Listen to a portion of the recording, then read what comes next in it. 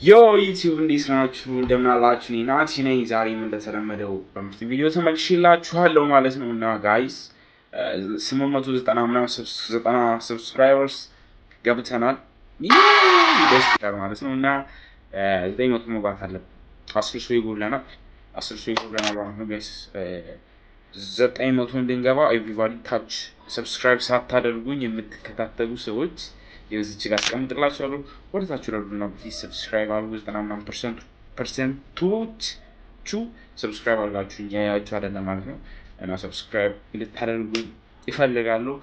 በዚሁ አጋጣሚ ቪዲዮአችንን ላይክ አድርጉ ከተመቻችሁ ማለት ነው። ወደ ቪዲዮ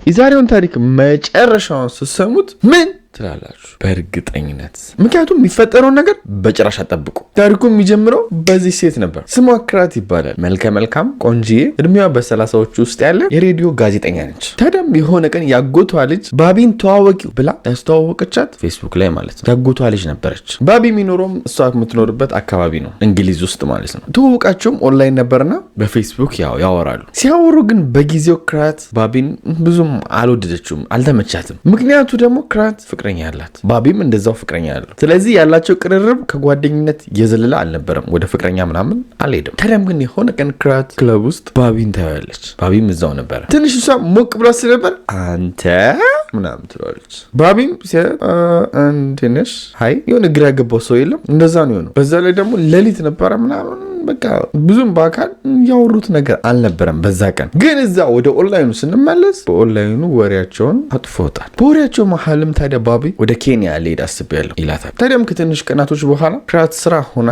ያጎቷ ልጅ ደወለችላት። ያጎቷ ልጅ የደወለችላት ባቢን ያስተዋወቀቻት ማለት ነው በኦንላይን። ስታወራም በስልክ ደንግጣለች። ስሚ ባቢ ኬንያ ሄደዋል ነበር? አዎ በጥይት ተመታኩ ትላታለች። እቺ የደወለችላት ያጎቷ ልጅ እና ክራት ግንኙነታቸው ዝምድና ብቻ ሳይሆን ጓደኛሞችም ጭምር ናቸው እና ሁሉ ነገር ነው የሚያወሩት። የሚደርፉም አይመስለኝም፣ ተጎድቷል በጣም ትላታለች ለክራት። ይህንን ነገር ክራት ስትሰማ ተመታ፣ ይገርማል፣ ያሳዝናል ምናምን ያለችው በቃ ያላቸው ግንኙነት ከፌስቡክ ያለ ሰው ስሜትም ምናምን ስለሌለ አላጋነነችውም ነገሩ። ቀናቶች ካለፉ በኋላ ደግሞ ድጋሚ ያጎቷ ልጅ ትደውልና ስሚ ባቢ እኮ ሞተ ትላታለች። ክራትም ይህን ስትሰማ ያሳዝናል ምናምን አለች፣ ያው ቀለል አድርጋ። ከዛ ግን ወራቶች አለፉ። ያጎቷ ልጅ ድጋሚ ትደውላለች በባቢ ጉዳይ። ባቢ ግን የሞተ አይመስለኝም፣ አሁን ያለው ኒውዮርክ ነው፣ እዛም ጥበቃ እየተደረገለት ነው፣ በሽጉጥ የተመታበት አንዳንድ የፖለቲካ ነገር ሳይሆን አይቀርም ትላታለች። ክራትም ይህን ነገር ስትሰማ ቀጥታ ወደ ፌስቡክ ሄዳ ባቢ ማዋራት ጀመረች። ሲያወሩም በቃ በደንብ ለማውራት እንደማይመቸው፣ የተተኮሰበት ጥይት ደግሞ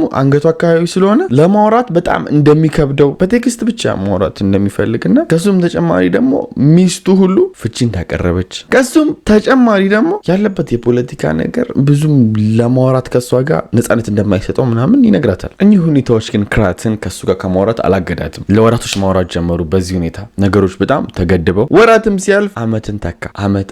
አመት የተባለ አሁን 2015 ደረሰ እንደ ፈረንጆች አቆጣጠር። የተለየ ነገር አሁን 2015 ላይ ምን ተፈጠረ ካላችሁ ባቢ ክራትን አፈቅርሻለሁ ይላታል ማለት ነው በቴክስት። ክራትን ሲሰማ እኔም ወድሃለሁ ትለዋለች ማለት ነው። ይህን ቪዲዮ ላይክ አድርጋችሁ እስቲ ዛሬ ሞቅ ያለ ሪከርድ እንስበር። 15000 ላይክ አስገቡት ነው። ምንም ላይክ እያደረጋችሁ በቃ በቲቪም በምንም በሪሞትም በምንም አድርጋችሁ ቆይ ጋይስ ይሄው ነው እያያችሁት። ቪዲዮ ላይክ እናደርጋለን። ላይክ ለናኒ ላይክ ማድረግ አለብን ግዴታ። 7200 ሆኖ ኤቭሪባዲ ወራችሁ ላይክ አድርጉ። የናኒ ቪዲዮ ናኒ ሪላክስ ላይ ያለው ላይክ አድርጉ። የኔን ቪዲዮ እንዲሁም ላይክ አድርጉት ማለት ነው። ቀጥ ላይክ እንዲገባ አርጉ። ወደ ታሪኩ ስንመለስ እና ተፈቅረኛለህ? አዎ አፈቅርሻለሁ። በቃ እኔም አፈቅራለሁ። ከዚህ በኋላ አወራራቸውም ተቀየረ። በቃ የፍቅር ቴክስት ነው ምናምን፣ ፎቶም ትልክለታለች። እሱ ግን ያለበት ሁኔታ የፖለቲካውም የፕራይቬቱ ምንም ነገር ስላለ ፎቶ አይልክላትም፣ በድምጽም አያወሩም። ያው ጥይት የተመታው ጥይት ቋሚ ችግር ፈጥሮበት ድምጽ ለሷ መላክ አይችልም። ግን ቢሆንም እሷ በቴክስትም ቢሆን ደስ ብሏት እሱን ታወራለች። አሁን ደግሞ በፍቅር ሌላ አመታቶችን አሳለፉ። ያላቸው የርቀት ግንኙነት የበለጠ እየጠነከረ ነው የመጣው። አንዳንዴ ግን ክራት ጭንቅ ስታደርገው ስካይፕ እናውራ ምናምን ስትለው እሺ በቃ ምናምን ይላትና ግን ሲያወራት በስሱ አድርጎ ለምሳሌ እንዲህ ያለ ነው የሚያወራት። በቃ ይሄን ቪዲዮ እንዳልኳችሁ ላይክ ማድረጋችሁን አትርሱ። ምሳሌ ነው እንዲህ ያለ ያወራታል፣ ግን እናንተ አትርሱ ላይኩን። እሷም ይሄ ነገር አልደበራትም። ጮክ ብሎ እንዳያወራ እንዳልኳችሁ በጥይት ስለተመታ እዚህ አካባቢ አይችልም። ከሱም አልፎ ደግሞ ኦንላይን ላይ ታገቢኛለሽ ሆይ አላት። በኦንላይን ማለት ነው፣ ማለት በቴክስት አስባችሁታል። በቴክስት ታገቢኛለሽ ሆይ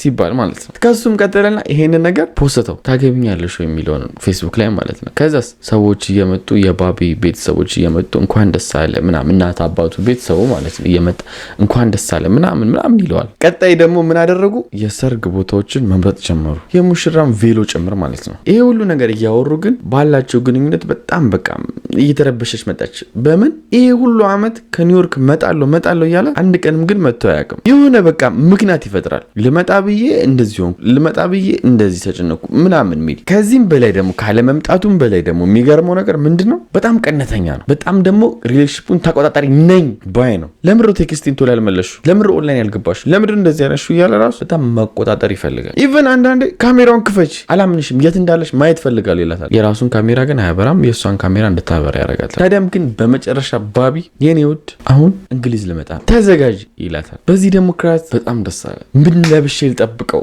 ወይኔ ሊመጣ ነው በመጨረሻ ምናምን አለች። ኢቨን ትኬት ቁጥሩን ነገራትና ትኬት ቁጥሩን መከታተል ጀመረች። የፕሌኑን ማለት የት እንደደረሰ ምናምን ማየት ትችላላችሁ። ከዛም ቴክስት ያደርግላታል። ምን ብሎ የመንግስት አካላቶች የዛሬን በረራዬን ካንስል አደረጉብኝ፣ መምጣት አልችልም ይላታል ማለት ነው። በዚህም እሷ በጣም እንደደበራት፣ በጣም እንዳዘነች፣ በጣም እንደከፋት፣ ልቧን እንደሰበረው ትነግረዋለች። ግን አሁን ለክራት ከሌላው ጊዜ ይሄ ትንሽ ነገሮች እንድትጠራጠር አረጋት። ምክንያቱም ሁሌ ሊመጣ ነው ብሎ በመጨረሻው ሰዓት ካንስል ያደርጋል። ያወሩትም ደግሞ ለ9 ዓመት ነው። አስቡት 9 ዓመት ሙሉ ባብና ክራት እያወሩ ነበር። በአካል እሱን ለመጨረሻ ጊዜ ያየችው ያኔ ነበረ ክለብ ውስጥ። ከዛ በኋላ አይቶ አታውቅም። እና የምር ምን ሆኖ ነው ምንድነው ችግሩ ትልና የግል መርማሪ ትቀጥራለች። ስለዚህ ጉዳይ ስለሱ የሚያጣራላት ማለት ነው ኢንቨስቲጌተር። እነዚህ መርማሪዎች በጣም ጎበዞች ናቸው ከምላችሁ በላይ። አንዳንዴ ከባድ ሲሆን ነገሮች በግል እነዚህን ይቀጥሩና መረጃ ማስረጃ ምናምን ነገር በተፈጠረው ነገር ላይ ያመጡላቸዋል። ፖሊስ የከበደው ራሱ ማለት ነው። ወዲያውም እነዚህ መርማሪዎች ትኩረታቸውን ባቢ ላይ አድርገው ባቢ የት እንዳለ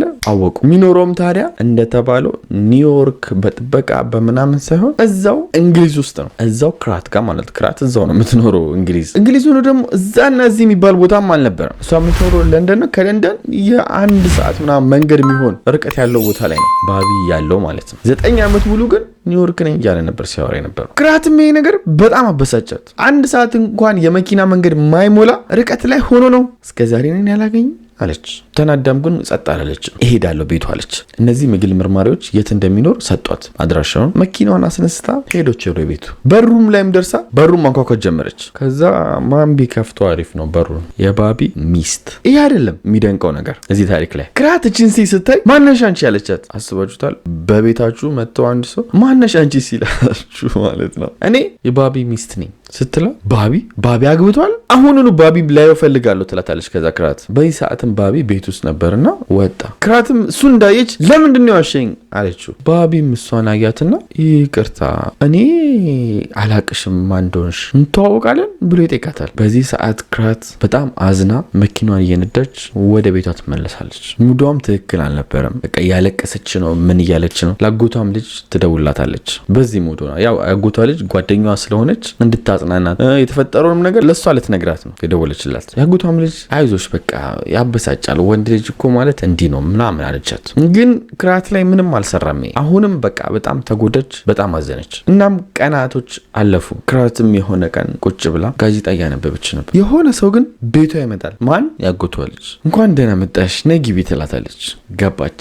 ታዲያም ይሄኔ ነው ዱብ እዳ መጠለባት ማለት ነው። ፌስቡክ ላይ የምታውቂው ባቢ እስከዛሬ ስታዋሩ የነበረው ባቢ እኔ የፈጠርኩት ነው ትላታለች። 9 ዓመት ሙሉ ስትጀናጀን ስታወራ ፎቶ ስትልክ ስካይፕ ቀስ እያለች ስታወራ የነበረው የራሷ ያጎቷ ልጅ ነች። ይህንንም ነገር በጊዜው ስታረግ በቃ ደብሯት እንዲሁ ነበር ያደረገ ባቢ ብላ የከፈተችው ግን ባቢ የሚባል ሰው ትክክለኛ ሰው አለ። እሱን አስመስላን የከፈተችው ማለት ነው። እናም ለእሷ ያስተዋወቀቻት ይሄን የከፈተችውን ፌክ አካውንት ነው ማለት ነው። ለገዛ ላጎቷ ልጅ ያስተዋወቀቻት። እቺ ያጎት ልጅ ታዲያ የሄደችበት መንገድ በጣም ነው የሚያሳዝነው። ድምፅ ሁሉ እስከ መቀየር አፕሊኬሽን እስከ መጠቀም የወንድ የማረጊያ ማለት ነው። ልጅቷ ፍቅር እንዲይዛት 9 ዓመት ሙሉ ስራ ፈታ በማዋራት በከሱም በላይ ደግሞ በጣም የደነቀኝ ነገር ፌስቡክ ላይ ታገቢኛለሽ ወይ ብላ ስጠይቃት እሺ ያለችውን ፖስት አድርገዋለች ብያላልኳችሁ። ፖስት ስታደርግ ደግሞ ምን ብያችሁ ነበር? እናቷ አባቷ ያንን ፖስት ላይክ አረጉ አላልኳችሁ? ያን እናትና አባት ላይክ ያረጉት ኮሜንት ያረጉት ወደ 50 እና ወደ 60 የሚሆን ፌክ አካውንት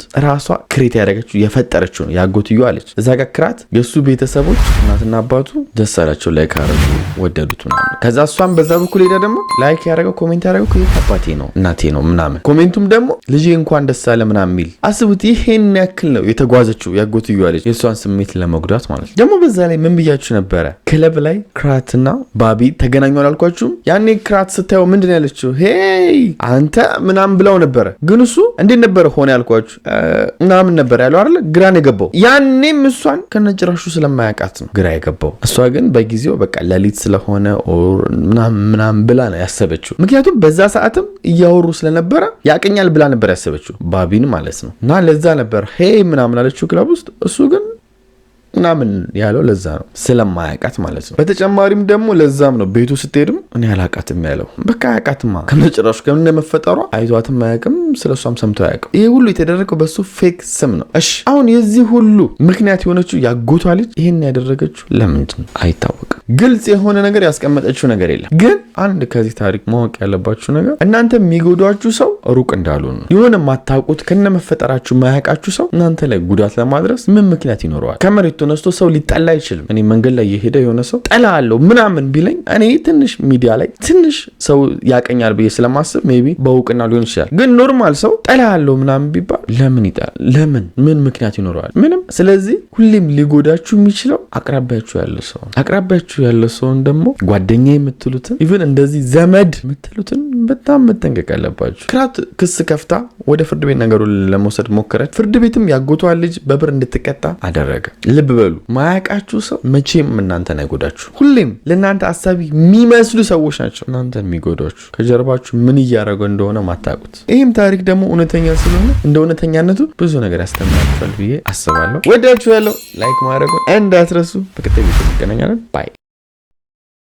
ያ ጋይስ ቪዲዮን ያያችሁት ይመስለኛል እና ናኒም እንዳለው እኛን የሚጎዱን ሰዎች ከሩቅ አይመጡም እና አጠገባችን ያሉ ሰዎች ለእኛ በጎም ያስባሉ፣ ለእኛ ጥሩ ያስባሉ የሚባሉ ሰዎች እኛ ላይ ብዙ ጣጣን ያመጣሉ፣ ብዙ ችግርን ያመጣሉ ማለት ነው። እና በዛሬ ቪዲዮ ታሪካችን የተማራችሁ ይመስለኛል። ቀጣይም አሪፍ የሆነ ታሪክ ይዤላችሁ እመጣለሁ። በሌላ ቪዲዮ እስከምንገናኝ ድረስ ይመቻችሁ። ባይ።